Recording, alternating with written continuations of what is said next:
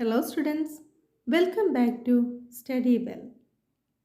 If you are watching the video for the first time, please subscribe. In this poem, we are going to learn the detailed explanation of the poem Amanda written by Robin Klein. About the poet Robin Klein. Robin Klein is an Australian author of books for children. She was born on 28 February 1936 in New South Wales and now resides near Melbourne. She had her first short story published at the age of 16. Introduction of the poem Amanda. Every child feels that he or she is controlled and instructed not to do one thing or another. The child feels that his or her freedom is being curtailed. In this poem, the poet Robin Klein expresses the views of a small girl, Amanda, about liberty in life.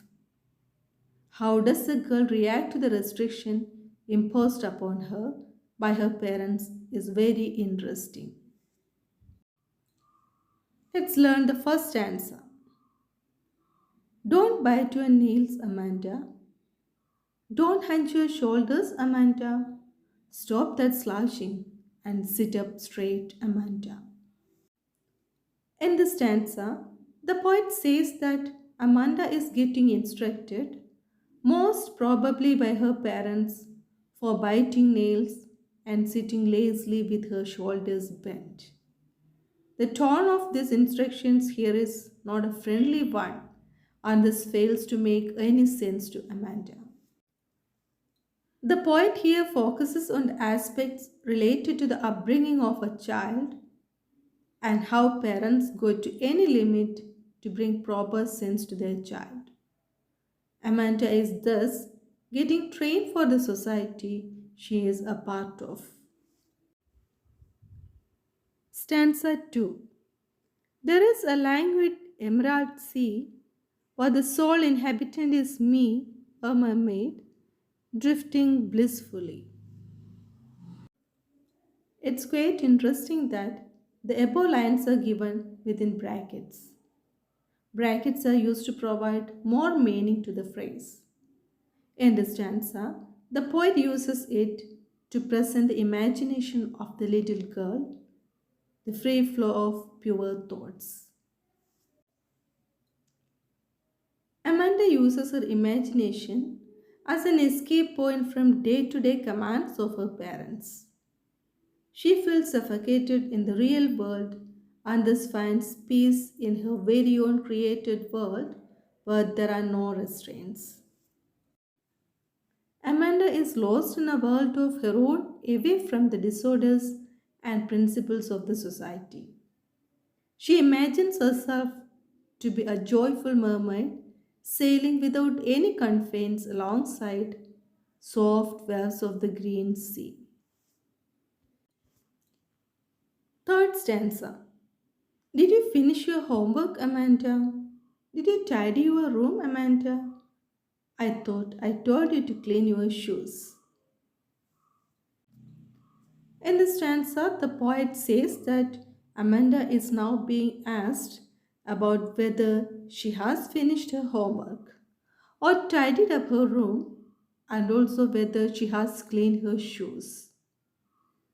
This set of instructions marks a shift from the instructions given in first stanza.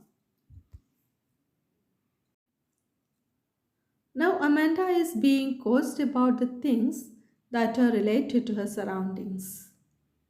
The pattern of instructions explains that how every aspect of her is related to questioning and proper guidance. She is being disciplined for every little thing, making her lose every aspect of hers. Her innocence is eventually getting lost with passage of time. The way these instructions are delivered points out the regular nature of these lessons. Fourth stanza. I am an orphan roaming the street. I patterned soft dust with my hushed bare feet. The silence is golden, the freedom is sweet. Here we can see that these lines are also within the bracket. In this stanza, the poet says that Amanda is again lost into her own world. After getting a fresh list of instructions from her parents, she wishes to be away from this daily routine life. The very first line is awfully depressing, where Amanda hopes to be an orphan, suggesting how much depressed she is because of her parents. This is indeed a very sorry place for a child to be in. Parents should be very careful in making their kids understand the ways of the world. While doing so, they should respect their child's awareness about the things around them. Amanda perceives herself as an orphan, roaming on the streets, moving aimlessly without any purpose. She seems happy as she draws patterns using her bare feet. Patterning of dust by Amanda is important here as it brings order to the carefree world of hers. The shouting and yelling of her parents are too harsh for her to bear that she deserves for this calmness. Stanza 5. Don't eat that chocolate, Amanda. Remember your acne, Amanda. Will you please look at me when I'm speaking to you, Amanda?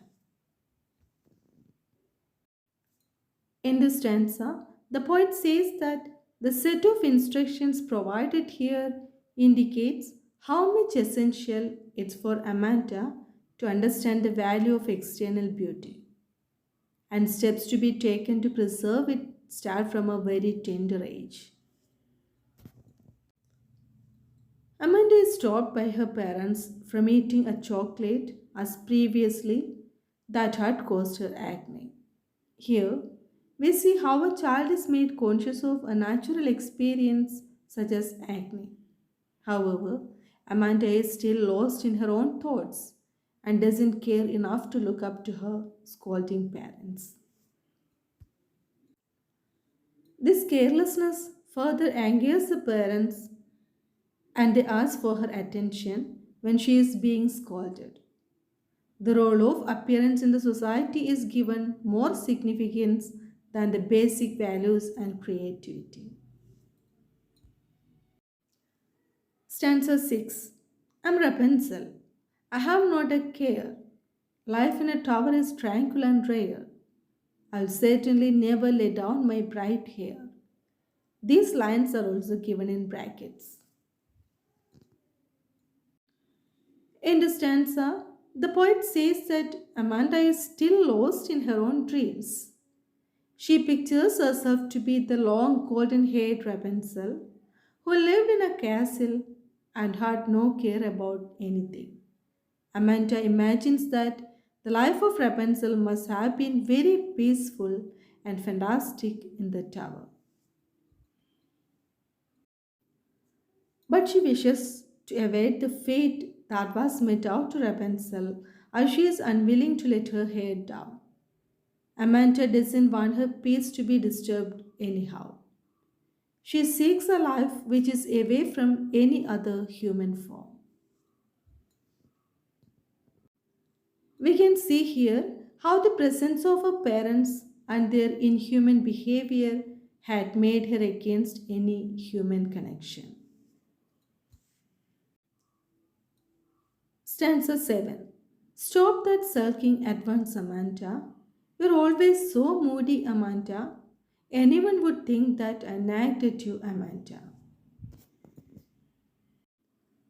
In this stanza, the poet says that the parents keep instructing Amanda on the do's and don'ts, but Amanda remains lost in her own dreams.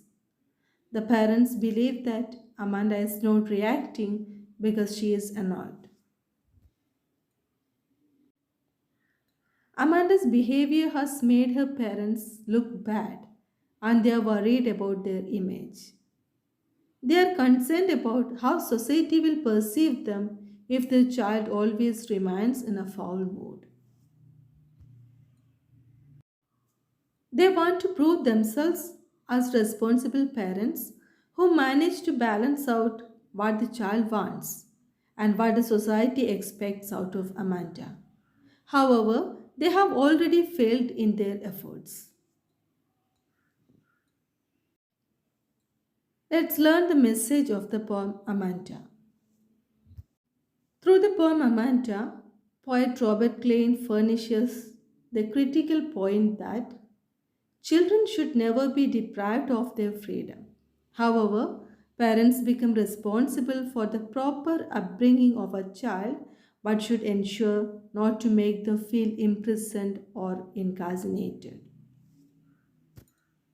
For watching. For more informative videos, do subscribe, study well. Please like, share and comment. I'll be uploading more videos. Thank you.